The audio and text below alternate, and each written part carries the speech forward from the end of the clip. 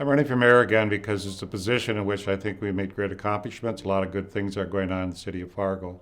We still have some things to finish. We have the flood diversion fully funded, but we have to also think about water supply if we weren't out of water.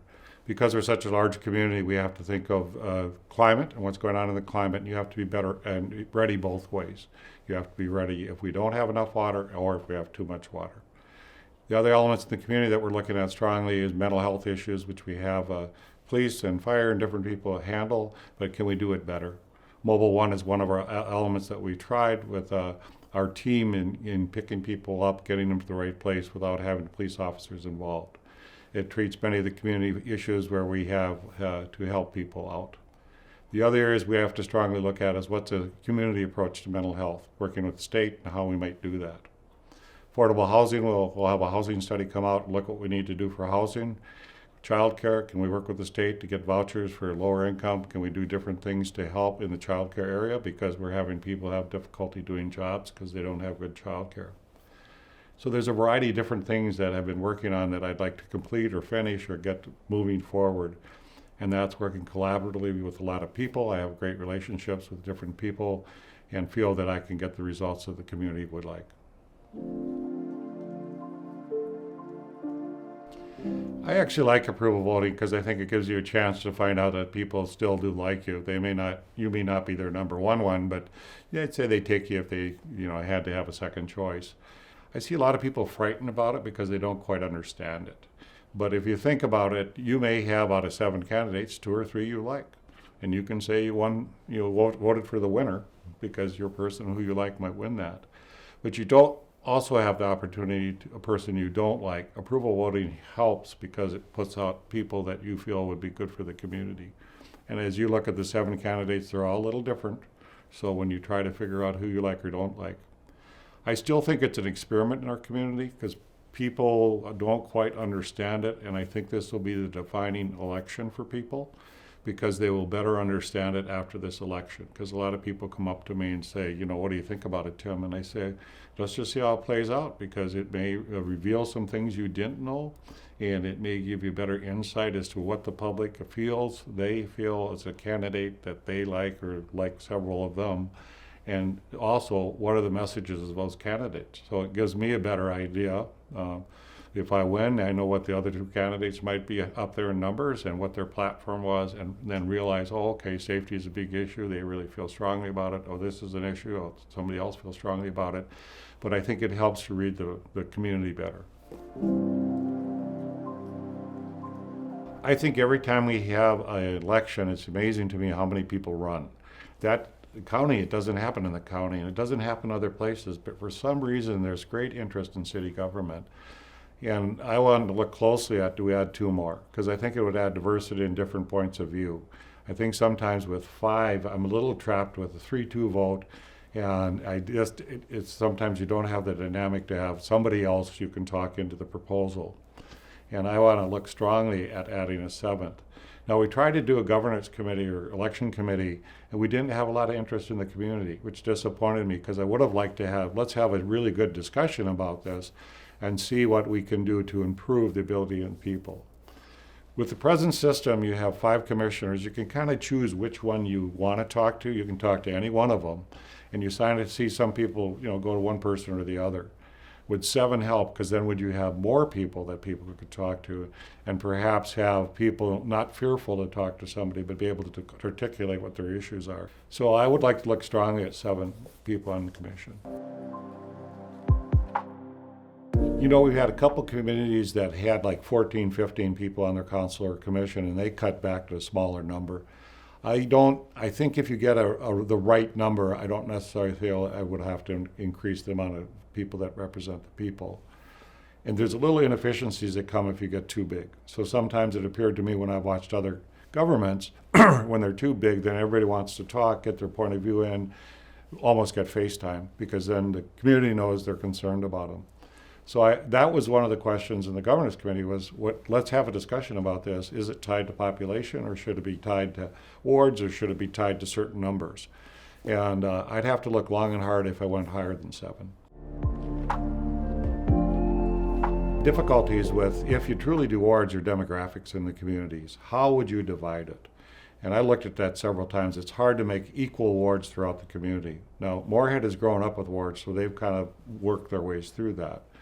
In Fargo, then you get into the second issue. Right now in the city of Fargo with 5 commissioners, you address the issues of the city. We don't look north, south, east, west. We look at where is the problem and we fix it.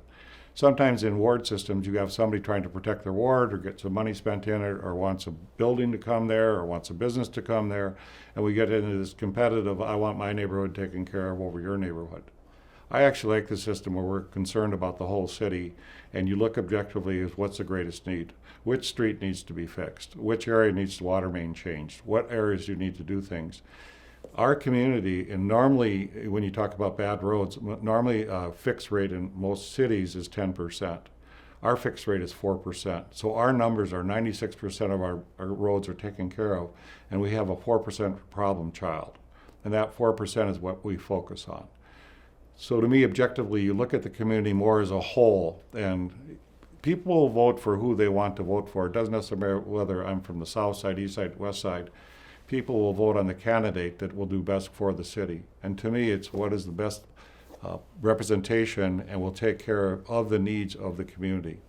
And our city has grown northeast, south. It's grown all over. It's had great growth, it's had great things happening. I think the key now is we need to look at our core neighborhoods. What are we going to do about that so we don't have things that are basically blight and you have to change. And then you have to look at your growth. So when we growth beyond 52nd, what kind of neighborhood are we going to make? Is it going to be walkable? Are you going to have bike paths? Are you going to try to have a little corner store that people can go to? Are you going to have a park in the area? I think where the challenge in the community now is what do we want? It used to be an easy thing. You'd say, well, north side, what I'll do is tear down 4 houses and put an apartment complex. Until you ran into the Roosevelt neighborhood and said, that's not what we want. We want something different. And so it seemed easy when planners came to us, said you just do this and replace it with this and increase density. It's not quite that easy sometimes because people like their neighborhoods maintained. They like certain things in their neighborhood. So my sense is that, in my mind, I don't mind the commission's form of government. We are one of the most efficient ones. Milken study gave us #1 best run city in the United States. We're doing finance, we always get awards of how we run and manage things. And we have a very unique hybrid because the mayor votes. So in Moorhead, the mayor doesn't get to vote on problems. In Fargo, I get to vote on things. And you can help direct where the city goes. So to me, the commission system has worked very well. And we're a very unique system as far as you'll talk about a strong mayor, a weak mayor, you'll talk about a manager.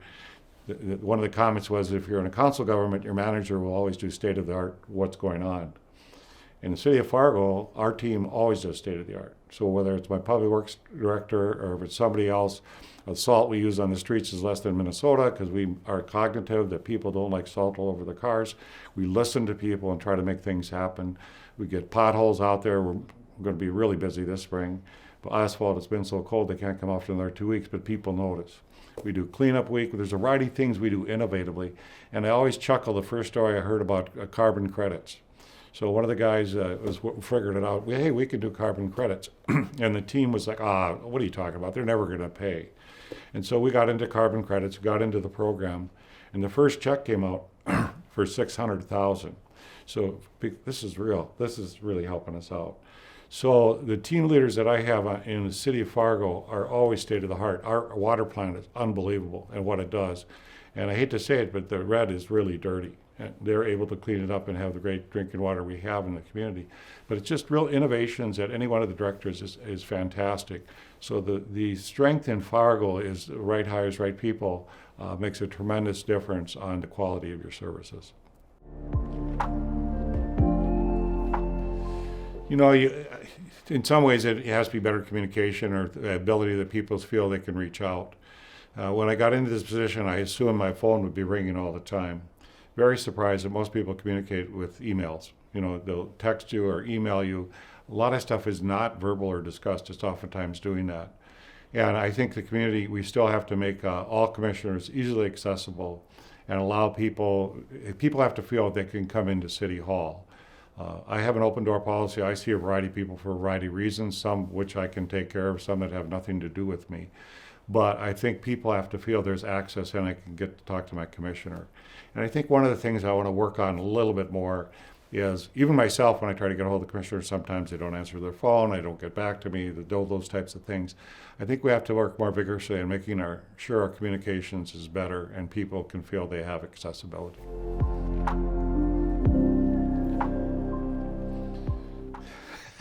Absolutely. When you have discussions about different topics, it's really important. The Kilburn Group initially had an offering and offered if I wanted to get on the Kilburn Finance Group, Investment Group. And I turned it down because I didn't want to have any conflicts with people coming forward to me and doing different things. So you have to be a little bit thoughtful about what you invest in and what you get involved in. I've very much kept away from any involvement in any type of developer or builder. I had a conflict sometimes because of my medical affiliation where I was with Essentia, and I always made clear to point that out. We voted numerous times on Sanford projects, but it was good for the city. I didn't gain anything by it, and it was something you could vote on. I think sometimes I'm a little surprised when we have a meeting and somebody says, I have a conflict. I just want to make everybody understand that. Well, I think that you have to be transparent. If you have a conflict, you probably shouldn't vote on the issue that's before us. And so I think people have to be very thoughtful about what they get into and what they invest into. Because basically we sit on a commission that makes decisions on certain areas that we're either helpful to a developer or helpful to somebody, and they get a benefit from that. And you want somebody that really represents the people, what's the best interests of the taxpayer. So yes, I would say you should you tell people what your conflicts are and make sure you don't vote if you have a conflict. Well, what we've been doing in commission meetings, if somebody has a conflict, we've been calling it out. And according to Robert's Rules of Order, what you can do at that point is have a vote by the commission. So if I felt that somebody might have a conflict on, the mayor would call out one of the commissioners, say, you have a conflict on this. They can still vote on it if the rest of the commission feels it's okay. And typically what it is, if you get any monetary reward out of the transaction. So when Kilburn sells a piece of property, does Arlette Preston get any benefit out of that?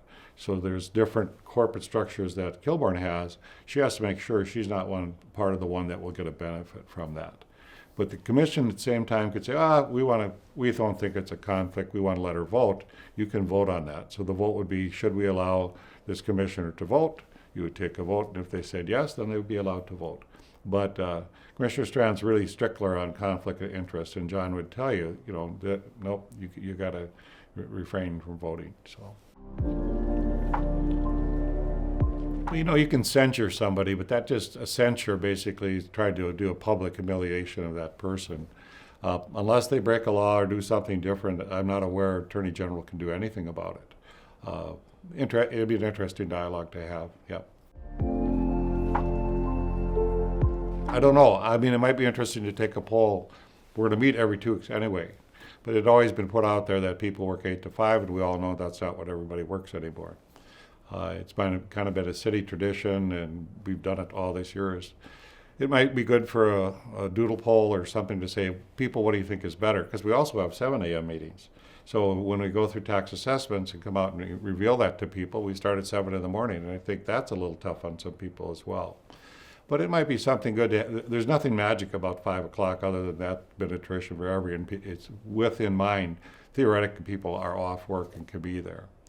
We also have the ability now, if people want to make statements, they can come on virtually. So we learned a little bit during COVID, you can allow people to access. What I encourage people a lot of times to do, please email, because we get all your emails. And I always know, okay, this is an area of interest because I've received 30 emails and people have their opinion. And trust me, during COVID, we got a lot of emails. But we could look at the time, Jed. I think that would be just open for the discussion if people, hey, do you think there'd be a better time? Well, I'd love it if it was a simple majority vote, but if I do any tax ballots in the city of Fargo, it's 60% vote. So ballot measures are always interesting to me. If they're properly written, I like them. If it doesn't, the issue with your legislative body is usually you look at a bill and make sure there's no unintended consequences. And I think people are getting more sophisticated with ballot bills. And if they're written properly and the unintended consequences don't get in there, I'm happy with people voting on it.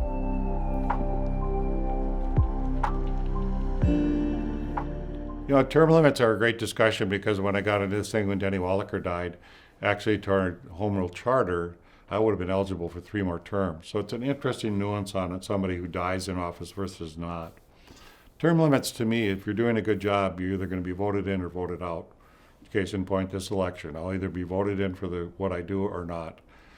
I'm not for term limits because I believe some people can have a great wisdom or advice going forward in the back of what they've done. So I built a lot of relationships, work with a lot of people. There's a lot of things that are handled simply with a phone call because you know a lot of people and they want to help you. You also know how to work your way, how to navigate through things. So when we started the version project, that started back in 2010 basically. Actually, 1997 we started buying out homes, but 2010 is when we earnestly went after that. And I came back and saw the same people every year. When we started the project, it was going to be an 18-year project. We said 6. We negotiated, went back and forth. I was helped by the fact that I've gone out there numerous times and seen people numerous times. So you gain you know the system, how it works and how to work through. I think if you're headed in the right direction and you're doing what the people want, put yourself up for election, and if they vote you out, they vote you out.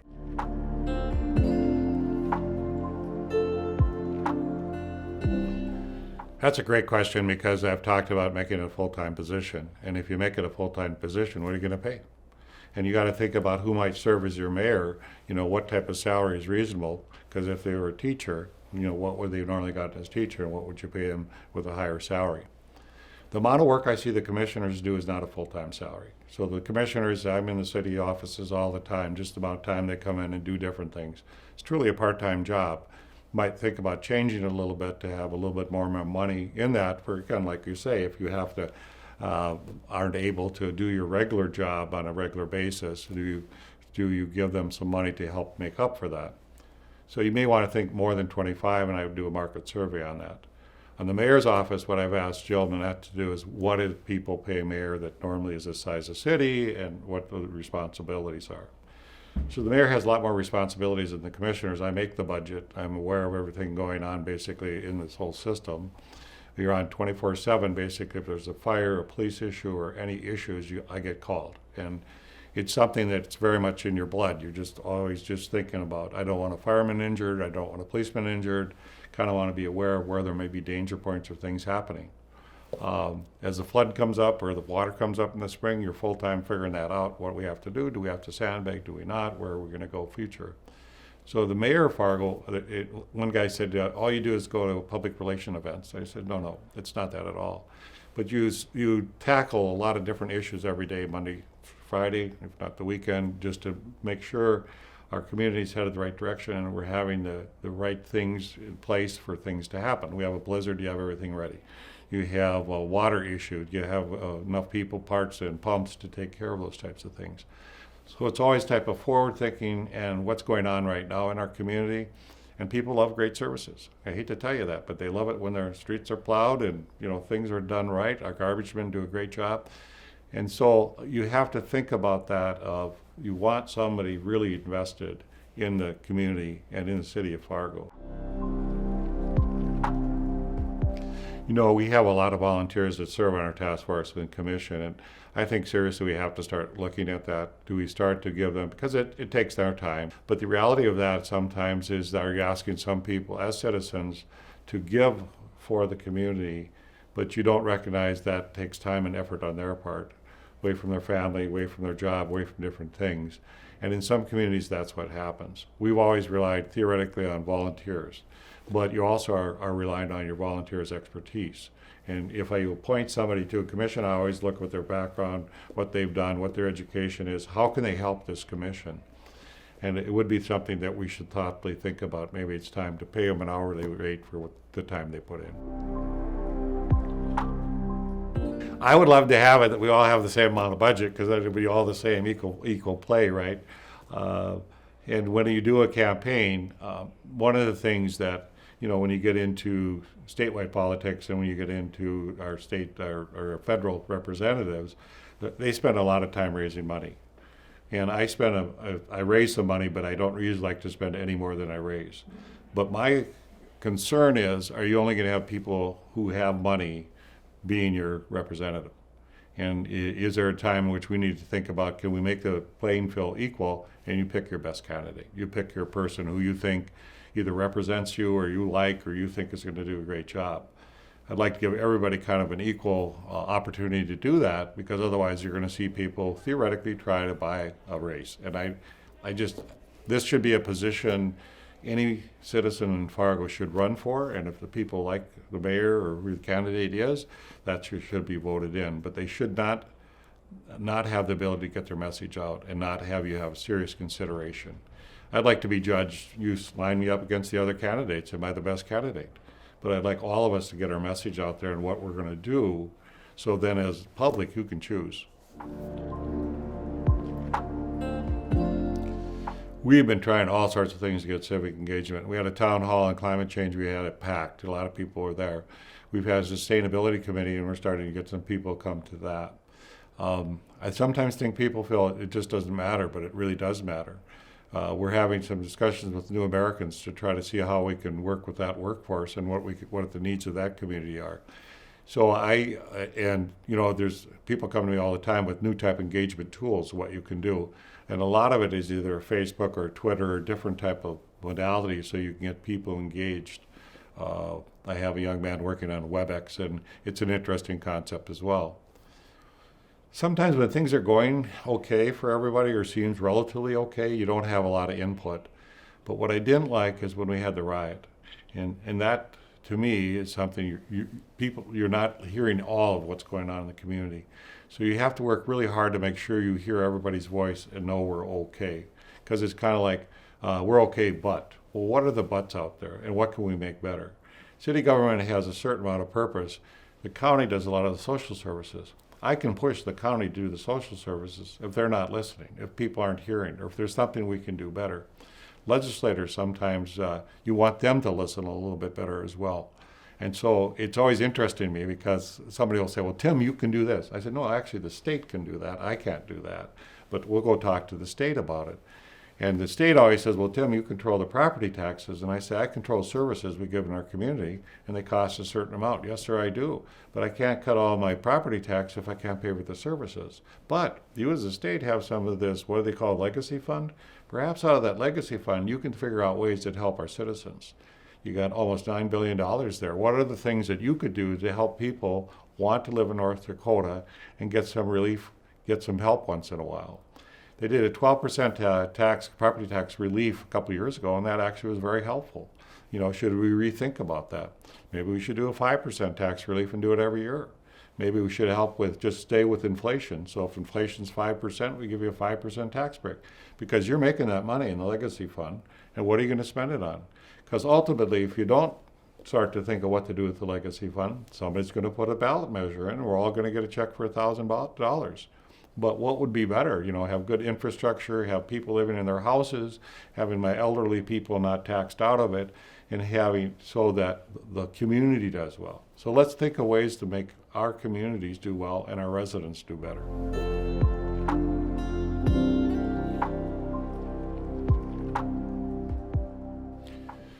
We've had a couple of challenges lately with the state on some of the legislative issues that they've passed. And we're in a home rule charter in Fargo. And what I can tell you, we know this. The eastern part of the state is different than the western part of the state. There's certain things people want in the eastern part of the state, and we want our independence.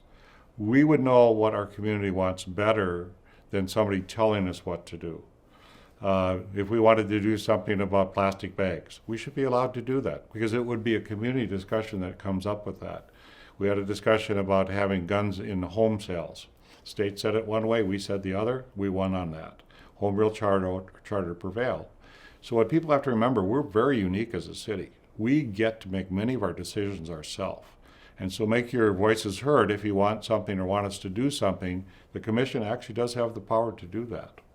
And that's where I say is that we're a really well-run city. We do a lot of things the right way. and we can influence the legislative body on some things. But sometimes you have to say, if your community is doing well and the people are happy, because they'll vote me out if they're not happy, if people are happy with what's going on, allow that city to prosper. And I would argue the reason City Fargo is doing so well is because we do listen to our own people and we do what people want. And we have certain things that people very much want: good streets, they want good snow removal, they love cleanup day in May. There's certain things the community just really loves to do. But they want to have a safe community where they can raise their kids, find a good workplace, and find reasonable housing issues. People love our neighborhoods. You get into your neighborhood, and I love it when people are walking down their neighborhoods on a Saturday, when everybody's out in their yard, people are doing things. We're kind of a small town feel sometimes in a metro area. So you can have a nice house or nice area apartment or whatever, and there's enough other things going on in the community. It catches your interest and it catches what you'd like to do. I think that's been the strength in this community because we have people to get involved. So if you want to find out more about me, then go to the website timmahoneyforfargo.com and you'll learn more about my platform, more of what I've done.